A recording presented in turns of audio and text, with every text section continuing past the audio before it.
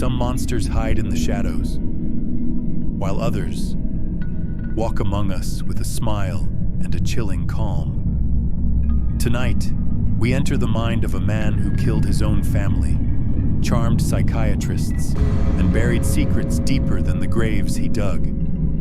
This is the Shadow Psyche, and this is Edmund Kemper.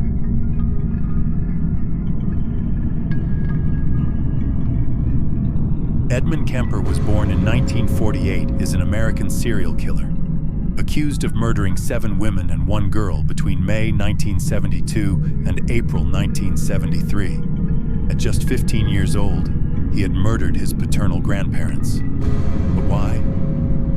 Raised in a home filled with emotional abuse and rejection, he was locked in a basement by his own mother, a punishment that would seed lifelong hatred. Kemper faced near-death experiences throughout his childhood. Once, his elder sister tried to push him in front of a train. Another time, she pushed him into the deep end of a swimming pool, where he almost drowned. Kemper exhibited antisocial behavior such as cruelty to animals. At the age of 10, he buried a family cat alive, then dug up its body, decapitated it, and mounted its head on a spike. Kemper's mother often made her son sleep in a locked basement because she feared that he would harm his sisters. Kemper claims that his mother refused to show him affection out of fear that she would turn him gay. Though Kemper also complained that his mother was constantly pressuring him to date girls.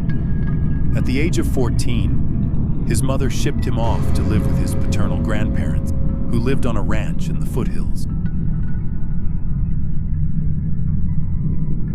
On August 1964, at the age of 15, Kemper killed his grandmother with a rifle after an argument, shooting her once in the head, then stabbing her several times. When his grandfather came home, Kemper fatally shot him in the driveway. Kemper then called his mother, who told him to call the police. He did so and waited for their arrival. Upon questioning, he revealed that he just wanted to see what it felt like to kill Grandma, and later said he killed his grandfather because he would be angry at him. Kemper's actions were considered unimaginable for a 15-year-old. Court psychiatrists diagnosed him with paranoid schizophrenia. Consequently, he was placed in a maximum security hospital in San Luis Obispo County, which accommodates mentally ill offenders. On December 18th, 1969, Kemper celebrated his 21st birthday by being released on parole. Against the recommendations of psychiatrists at the hospital, he was released into the care of his mother, who by this time had already remarried and subsequently divorced again. Between 1972 and 1973, Kemper murdered 8 individuals.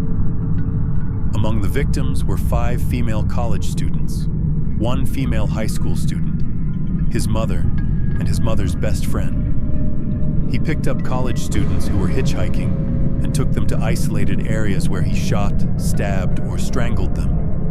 He then took their bodies back to his home, where he decapitated them, engaged in necrophilic acts with their corpses, and then dismembered them. His motive? A profound rage towards his mother and a desire for domination. On April 1973, Kemper was awakened by his mother coming home from a party. While sitting in her bed reading a book, she noticed Kemper enter her room and said to him, "I suppose you're going to want to sit up all night and talk now."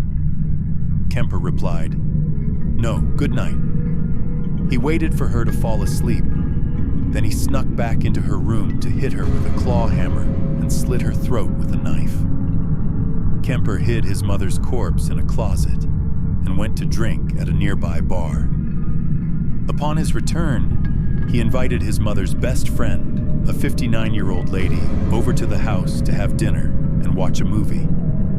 Upon her arrival, Kemper strangled her and subsequently placed her body in the same closet.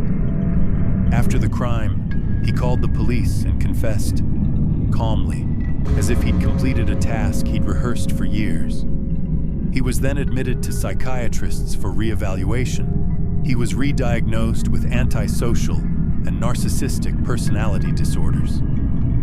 On November 1973, in the California Medical Facility, Kemper was sentenced to life imprisonment.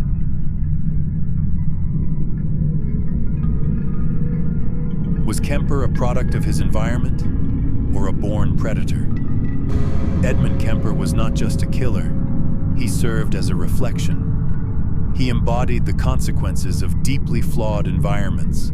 Unresolved trauma and unchecked intelligence can shape a human being into something unrecognizable. His actions weren't impulsive. Rather, he approached them with methodical precision. He was thoughtful and even philosophical in his thinking. After his arrest, Kemper spoke about his crimes not with rage or remorse, but with chilling detachment, as if narrating someone else's story.